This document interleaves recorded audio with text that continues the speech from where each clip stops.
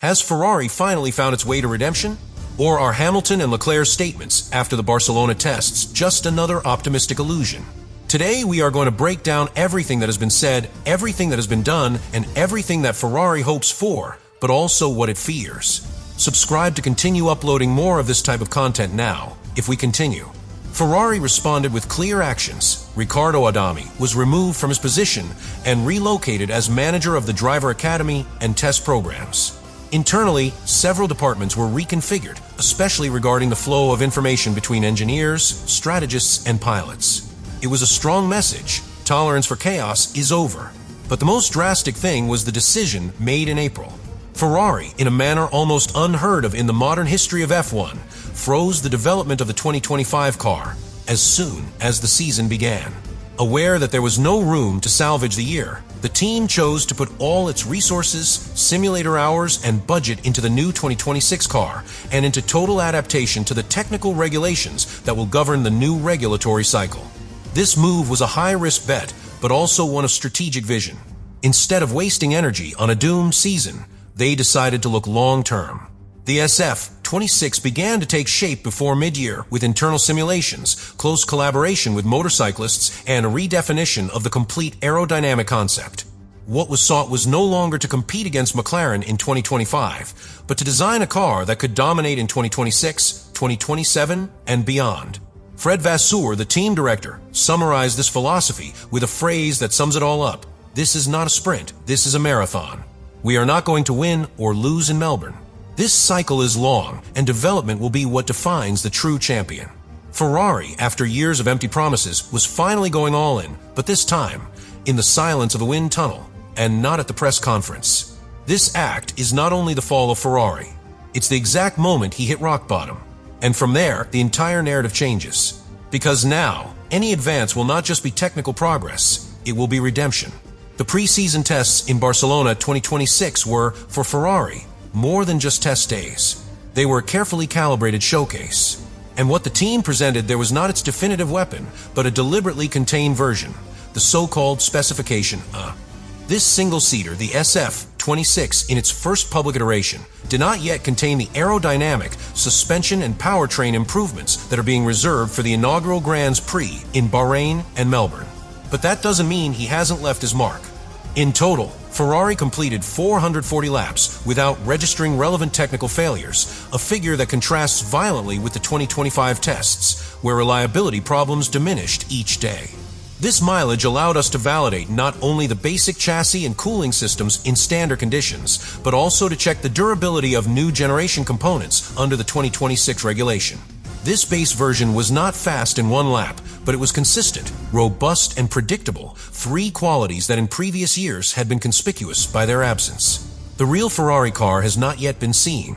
The updates that will arrive in Bahrain and Melbourne, changes to the rear wing, reconfigurations of the diffuser, and new hybrid energy management units will be the ones that reveal whether Ferrari has built a champion car, or if all this is just another exciting start doomed to fizzle out, while media attention naturally turned to Lewis Hamilton and his impressive arrival at Ferrari. Charles Leclerc continued to quietly build his narrative, but a dense silence, loaded with intention. Leclerc, now in his sixth season as an official Ferrari driver, knows like few others the ups and downs of the team. He has seen promises, restructurings, and multiple technical directors happen. For this reason, his speech after the Barcelona tests was neither euphoric nor defeatist, but surgically precise. The learning curve this year is steep, and I like it.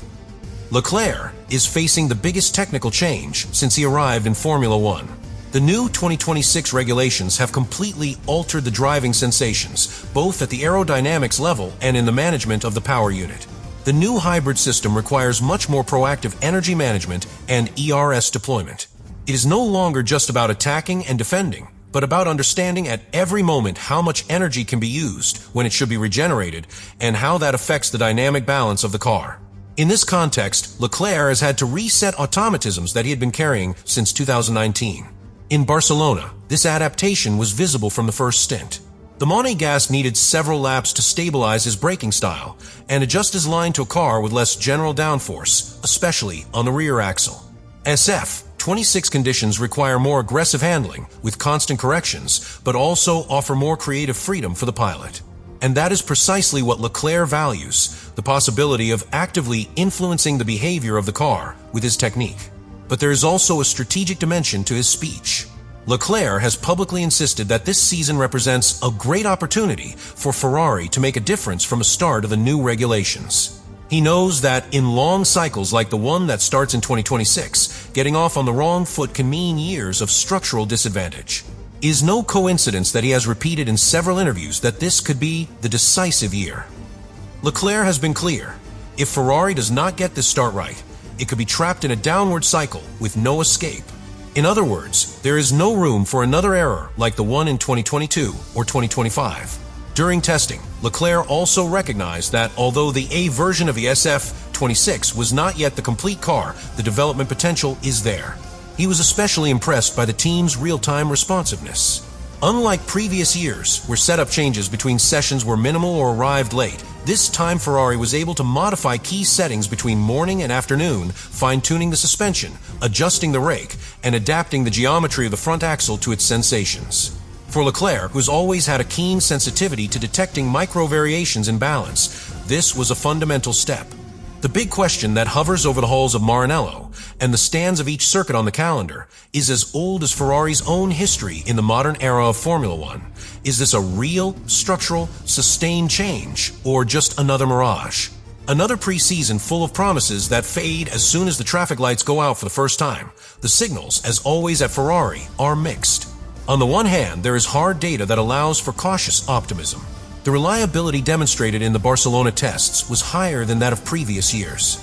The car showed no electronic failures, hydraulic problems, or defects in the cooling system, and that in a pre-season with a new hybrid powertrain is much more than a statistic. It is an indicator that the work in the Maranello factories has gained in rigor and methodology.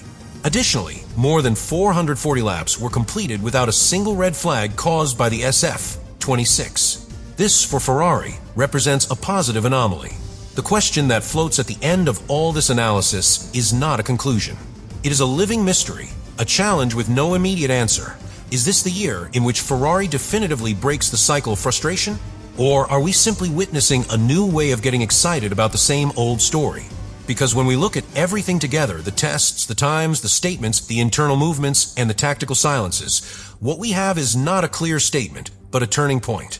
Ferrari seems to be on the threshold, in that delicate balance between the past that it does not want to repeat and the future that it cannot ensure.